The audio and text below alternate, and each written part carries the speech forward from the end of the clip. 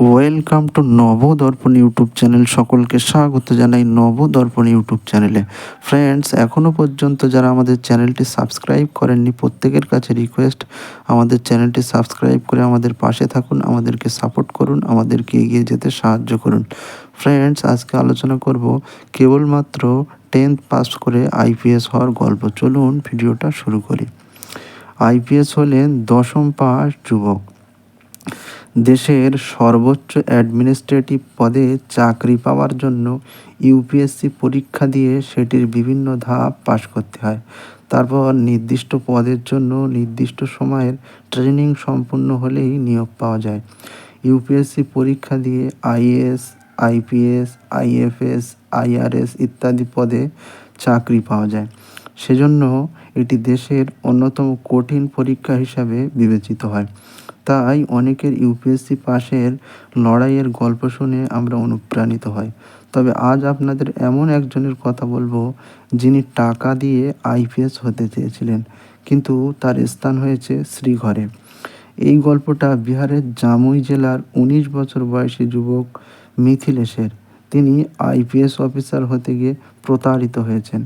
চাকরির আশায় তিনি 2 লাখ টাকা দিয়ে এক ব্যক্তির কাছে প্রতারণার শিকার হন।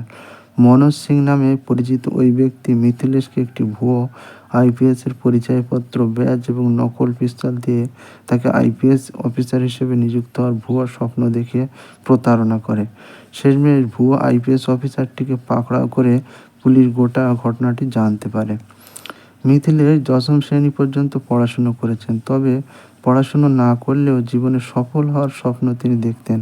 কিন্তু গ্রামের সাধারণ পরিবেশে বেড়ে ওঠা মিথিলেশ খুব বেশি শিক্ষিত না হয় তার পক্ষে জীবনে উন্নতি করা বা ভালো চাকরি পাওয়া সহজ ছিল না। সে কারণে টাকা দিয়ে সহজ উপায়ে ভালো চাকরি খুঁজছিল সে। আর মিথিলেশের এমন অবস্থার সুযোগ নিয়ে মনোজ সিং তাকে আইপিএস পদে চাকরি পাইয়ে দেওয়ার প্রলোভন দেখায়। প্রতারণার ফাঁদে পা দিয়ে মিথিলেশ তার মামার থেকে 2 লাখ টাকা ধার নিয়ে মনোজকে টাকা দেন। বিনিময়ে মনোজ তাকে একটি পুলিশের ইউনিফর্ম, ব্যাজ ও নকল পিস্তল দিয়ে দেয়। সেই সঙ্গে মিথিলেশকে বলে যে তোর পোস্টিং লাখিসারাই জেলার হালসি থানায় হয়েছে। ভুয়া ইউনিফর্ম এবং পিস্তল নিয়ে মিথিলেশ আনন্দিত হয়ে বাড়ি ফেরেন এবং তার মায়ের আশীর্বাদ নেন। মিথিলেশের মায়ের মনে হয় ছেলে সত্যি আইপিএস অফিসার হয়েছে।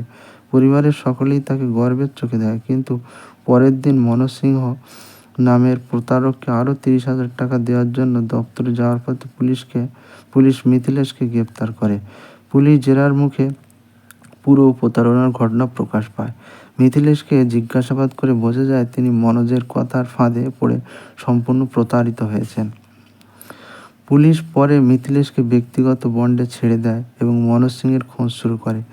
একই সঙ্গে মিথিলেশের কাছ থেকে ভুয়ো আইপিএস পরিচয়পত্র, ব্যাজ ও ইউনিফর্ম বাজেয়াপ্ত করে পুলিশ। এই ঘটনার পর মিথিলেশের পরিবার, গ্রামবাসীরা রীতিমতো হতবাক হয়ে পড়েছেন।